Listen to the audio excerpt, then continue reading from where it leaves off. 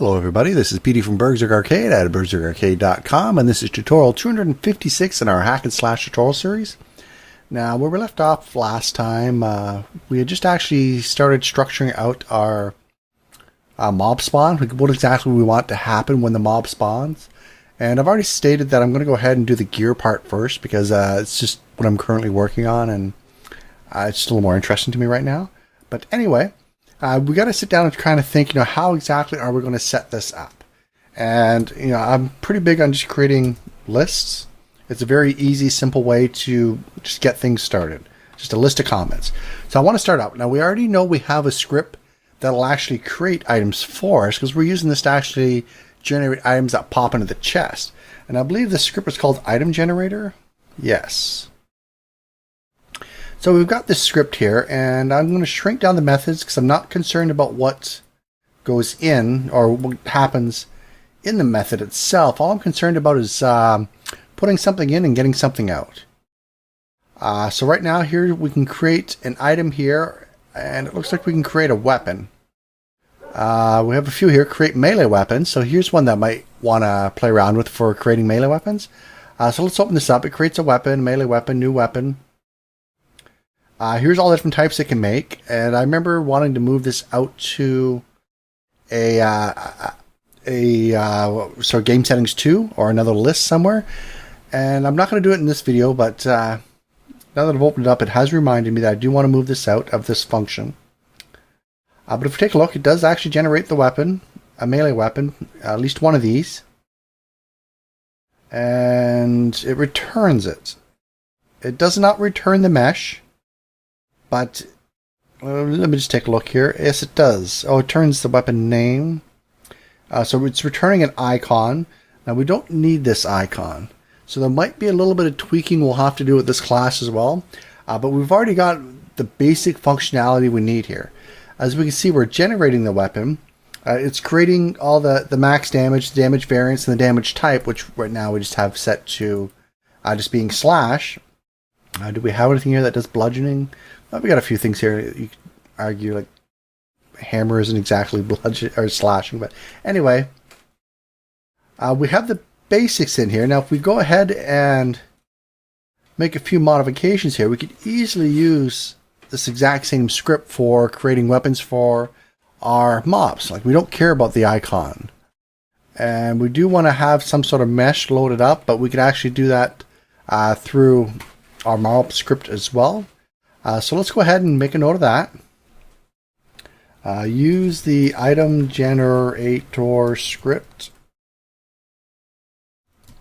to create a melee weapon. And I'm actually going to go ahead and use the exact same thing for a ranged weapon as well.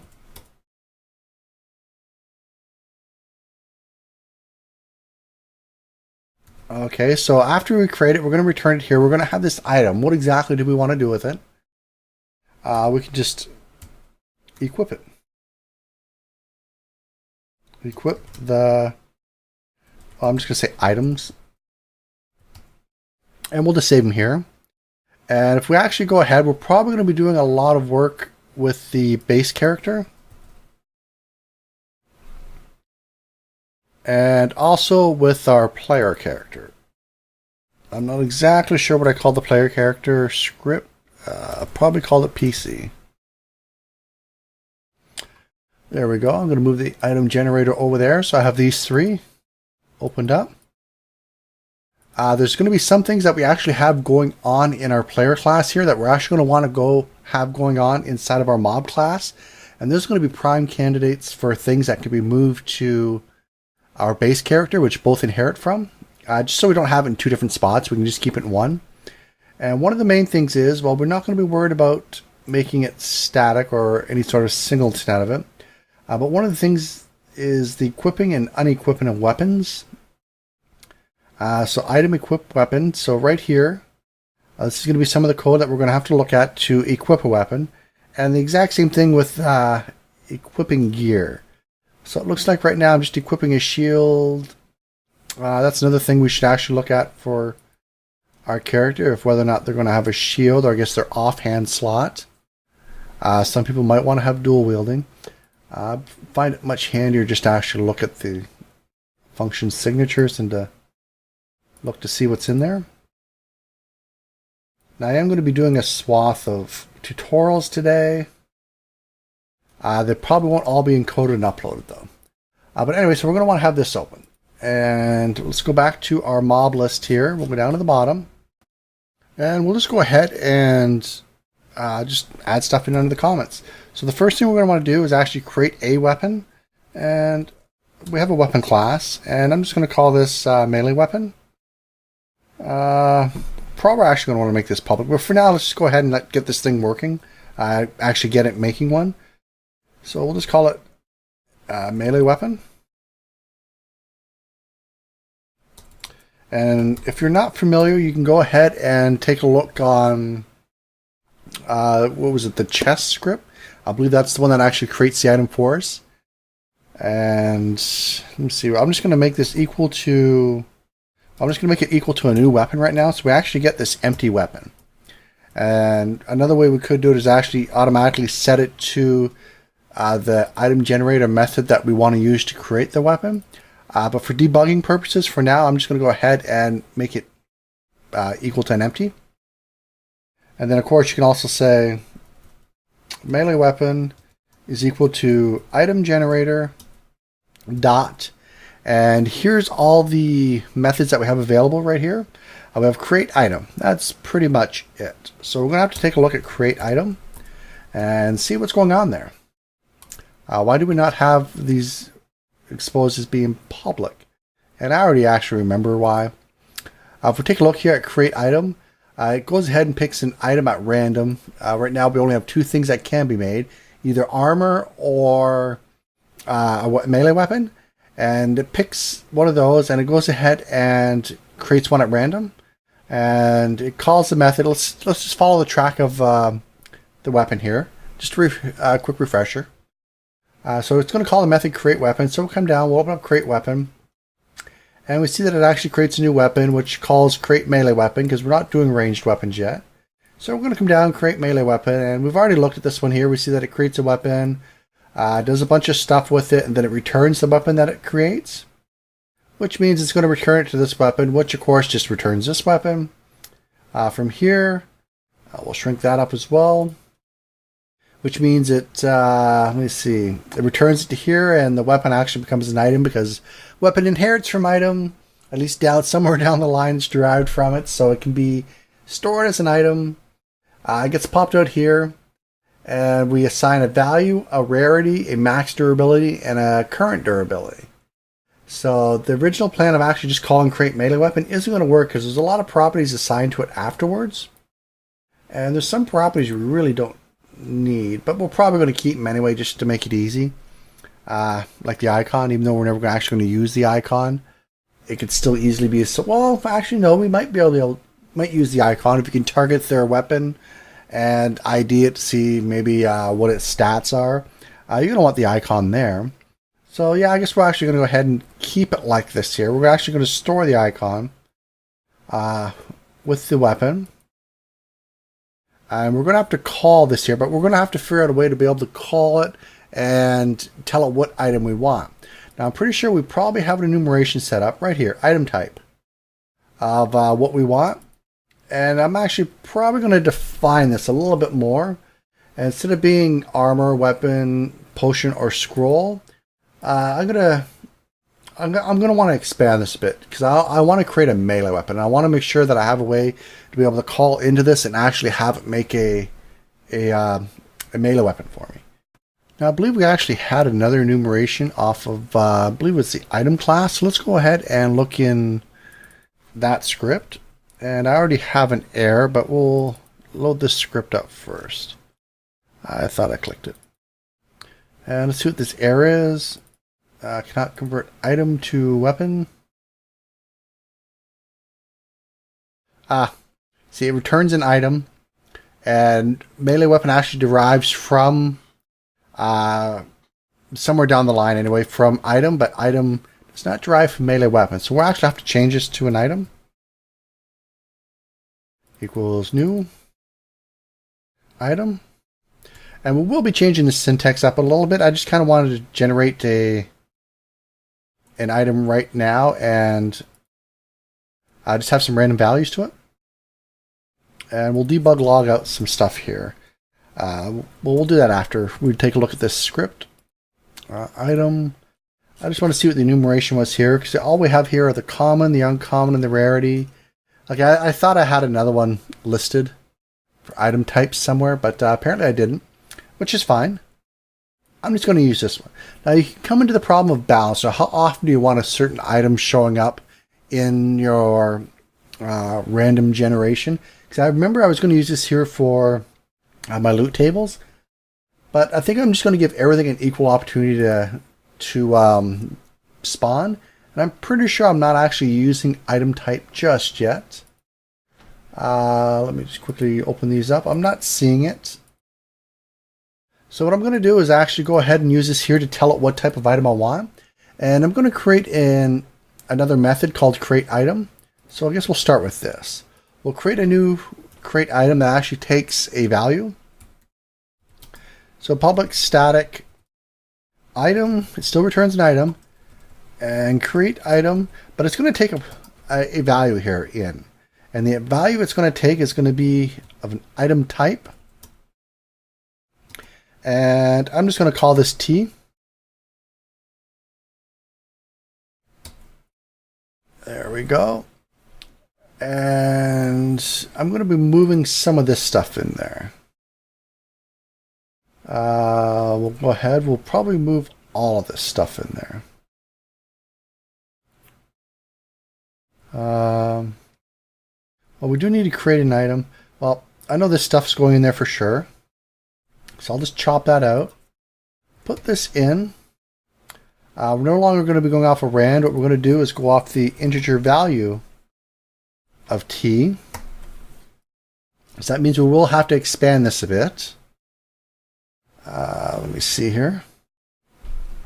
Actually, no, we don't have to go off an integer value at all. Silly me. We can just go off the enumeration value.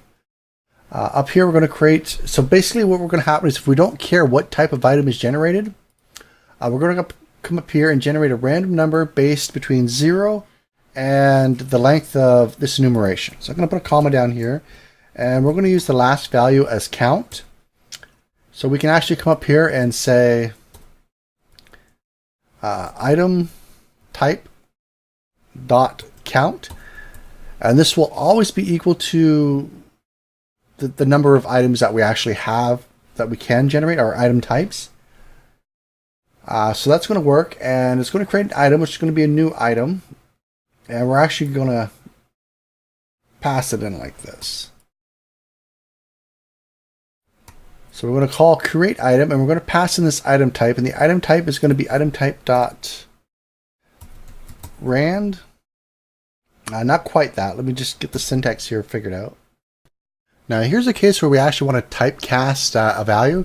So we know we have this random value, which is an integer, which we're actually going to get an error. Up here, this returns an actual value of the enumeration where we want it an int. We actually went and looked at the errors here. Right here, it's expecting 2 floats. So we can typecast this, and I'm just going to typecast as an int. So we're getting some integer, and what we want to do is convert this integer back into, well, one of these values. And the way I have it typed is wrong. It's just the way it popped into my mind. We've talked about typecasting before, so we take the type we want to convert to, and then the value. So let's save that off. Let's see if that gets rid of all the errors. Not convert type int, and of course, well, we're going to have to switch these now to item types. So we can say item type dot, sorry, I typed that wrong. And I'm actually going to change these a bit because I want something different than just saying armor and weapon. Pretty sure nothing's using this right now, so now would be a good time to change it. So I'm actually just going to move this down there and comment out all of them. And just switch over to say melee weapon. We'll do ranged weapon as well. Yeah, we'll just do ranged weapon as well. Look at your comma. And now we'll come up here and we'll say type dot, and it should show up melee weapon. And I'm going to come down here to say item type dot ranged weapon. And of course, as we start adding more and more, we'll want to add more down here. Now we don't want to, whoops, create item or create the armor. What we want to do is create weapon. But not only do we want to create a weapon, we also want to pass in some sort of value to let it know that we're actually creating a melee weapon. Now, to be honest, let me see, what can we do here? Since we already have a value T, we could just pass that in. Let me see, we're calling create weapon. So actually, create weapon is where it decides on whether or not to make a ranged or a melee weapon. And we could probably just get rid of this now. We don't really need to call create weapon as we have the methods up here. And create weapon doesn't really do anything except actually create the weapon and return a weapon. And if we look at the actual creating of a weapon, it does the exact same thing. So I'm actually going to go ahead and get rid of create weapon, the class or the function, and I'm going to change this to create, we'll close this down, create melee weapon, and down here I'll do the exact same thing except it's the range weapon method, which we don't actually have yet. So I'm just going to go ahead and create an empty method right here, private static weapon create ranged weapon. Now we probably could have kept the create weapon and moved some of the common things that weapons have into there. I'm not 100% sure what I'd move into there off the top of my head as, well, max damage, damage variance. I guess some of this stuff could be moved in there depending how you wanted to work through ranged weapons. But for now, we'll just keep it separate. And if we, like I said, if we find stuff that we're constantly using them both, we can just take them out and move it somewhere. So we're going to want to create a new weapon. And I'm just going to call this wep. It's equal to new weapon. And I'm going to return this. Just because it needs to get rid of the errors, because it's expecting an item to be returned up here. And then we're going to come down, we assign all the rest of the values. That should get rid of them. Let's go ahead and take a look. It does not get rid of all of them. Item does not, okay. Let me see, we're creating the item up here. And we're returning the item. Let me see. So what we're going to have to do is come down here and actually create another item. Sorry, not that. So item equals new item. There we go. And we're going to want to return the item down here as well.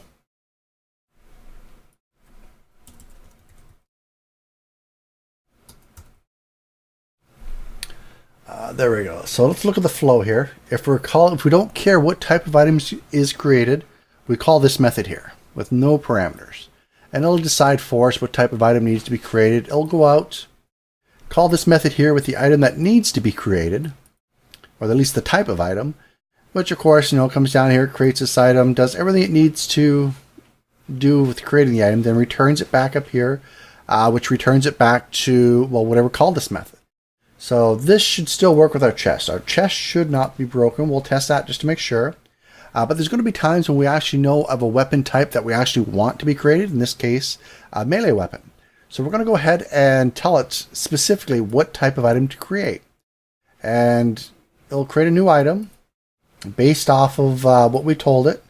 So in the case that we're making a melee weapon, it's going to come down here, call the create melee weapon, which goes off, makes the melee weapon, does all the stuff that needs to be done for the actual melee weapon. And then comes back, it gets stored in item. It depends on the value and the rarity, all the stuff that all items have.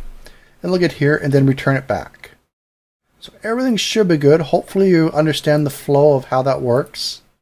It might take a little while to sink in, but as we add more, it'll probably become a little bit clearer.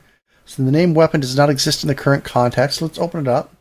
And it's because I just called it wep. I got a typo. Let's clear this off. And if I start it up, we should get no errors. And let's test the chest to make sure that items are spawning in the chest. And when we hover over them, they are different. Here's 2 torches, so that we see the values are different. This might be something you want to change a little bit later on, but right now we're just interested in getting data. We can shape the data a little bit later. And of course, if we add them to our inventory, it's adding everything okay, and we don't actually have any debug statements set up yet for our mob for when it's creating its item, but we'll work on that in the next tutorial. Anyway, thanks again for watching this. This one's a little bit longer than the rest. Hopefully I didn't lose you halfway through, but like always, make sure you thumb up this video if you want to see more. Thanks a lot. Bye-bye.